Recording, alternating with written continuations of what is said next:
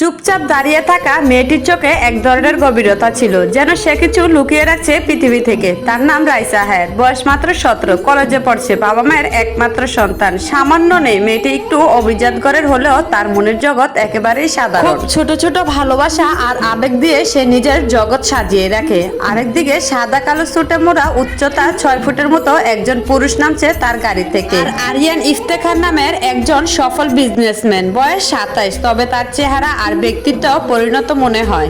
তার চোখ যেন বিশ্লেষণ করে ফেলতে পারে একজন মানুষকে। আর হ্যাঁ, খুব রাগী, ঠান্ডা স্বভাবের আর মেয়েদের ব্যাপারে উদাসীন। সে ভালোবাসা বিশ্বাস করে না, সে মনে করে ভালোবাসা একটা দুর্বলতা, আর আমি দুর্বলতা পছন্দ করি না। তাদের প্রথম দেখা একটা ছোট্ট দুর্ঘটনার মতো। একদিন কলেজ থেকে ফিরছিল রাইসা, হঠাৎ রাস্তার গাড়ি ব্রেক কষলো তার একদম সামনে। গাড়ির দরজা খুলে নামলেন সে পুরুষ আরিয়ান। তিনি কঠিন কণ্ঠে বললেন, তুমি কি চোখ বন্ধ করে হেঁটে বেড়াও, নাকি এই শহরটা তোমার বাপের? রাইসা চমকে উঠে এক পা পিছিয়ে গিয়ে বলল, যদি আমার হতো তাহলে আপনাকে এখানে দাঁড়াতে দিতাম না। এক মুহূর্তের জন্য আরিয়ান থেমে গেল। মেয়েটার চোখে ভয় নেই, বরং কিছু একটা চ্যালেঞ্জ ছুড়ে দিল। এটাই ছিল তাদের প্রথম দেখা। একজন ভাবলো এই মেয়েটা অন্যরকম, আরেকজন ভাবলো এই মানুষটাকে আর কখনোই দেখতে চায় না। কিন্তু ভাগ্য তো দেখা করতে চায় বারবার। আরিয়ান ইফতেখার, 6 ফুট লম্বা, শ্যামলা গায়ের রং, চোখে এক অদ্ভুত গাম্ভীর্য, চওড়া কাঁধ আর তীক্ষ্ণ চিবুকের নিচে সবসময় থাকে এক নিঃশব্দ আত্মবিশ্বাস। কোনো এক অজানা যন্ত্রণাকে সে লুকিয়ে রাখে তার চুপচাপ চোখের মধ্যে। রাইসা হায়াত, 5 ফুট 4 ইঞ্চি লম্বা, ফর্সা, মায়াবী মুখশ্রী, কোমর ছুঁয়ে নামা ঘন কালো চুল যেন বাতাসে সুর তুলে। বড় বড় চোখ দুটি কথা বলে, কখনো আনন্দ, কখনো অব্যক্ত কষ্ট। তার হাসি যেমন শান্তি দেয়, কান্না তেমন মন কাঁদিয়ে তোলে। করিডোর, বৃষ্টির বিকেল, বাইরে টিপটাপ বৃষ্টি, আর করিডোরে দৌড়ে ঢুকে পড়ল ভিজা রাইসা। ছাতা না থাকায় তার চুল ভিজে গালে লেগে আছে। হঠাৎ করেই ধাক্কা খেয়ে পড়ে গেল এক ছেলের সাথে, আরিয়ান।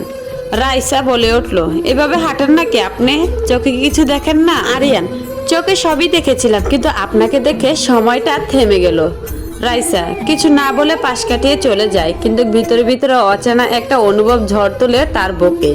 আরিয়ান চুপচাপ তাকিয়ে থাকে, যেন বৃষ্টি ভেজা বিয়েটার মাঝে একটা কিছু খুঁজে পেয়েছে সে। ক্যাম্পাস ক্যান্টিনে পরের দিন বন্ধুরা মজায় মেতে উঠেছে। হঠাৎ চোখ পড়ে যায় রাইসার দিকে। আরিয়ান বলে উঠল, ওর চোখে কষ্ট আছে। একটু থেমে, ওর ভিতর যেন একটা গল্প লুকিয়ে আছে। বন্ধু, তুই তো দেখি প্রেমে পড়ে যাচ্ছিস। আরিয়ান, প্রেম নয়, ওর চোখে হারিয়ে যেতে মন চায়। রাইসার মনোলগ। রাইসা চুপচাপ নিজের মনে, এই ছেলেটা কে? তার চোখে কেন এমন করে তাকিয়ে থাকতে ইচ্ছে করে? না না, এসব বাবা ঠিক না, এসব তো গল্পে হয়। তারা একে অপরকে শুধু দেখেছে আর মনের গহীনে একটা অচেনা আলোড়ন টের পেয়েছে। এখনো কেউ কারো কথা জানে না, পরিচয় হয়নি, কিন্তু মনে মনে কিছু একটা শুরু হয়ে গেছে। তখনই একটা হালকা ঠান্ডা বাতাস এসে রাইসার লম্বা চুলগুলো এলোমেলো করে দিল।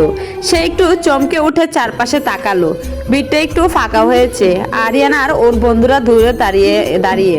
আরিয়ানের চোখ কিন্তু ঠিকই লক্ষ্য রাখছে রাইসার উপর, যেন কিছু একটা পড়তে চাইছে ওর চোখে মুখে। রাইসা আস্তে আস্তে বন্ধুদের সাথে হাঁটা শুরু করলো, তবুও এক অজানা টান ওকে পিছনে তাকাতে বাধ্য করলো। আরিয়ান তখনও তাকিয়েছিল। চোখাচোখি হতেই ছেলেটা হালকা একটা হাসি দিল। রাইসা সঙ্গে সঙ্গে মুখ ফিরিয়ে নিল, কিন্তু বুকের ভিতর অজানা কাঁপুনি।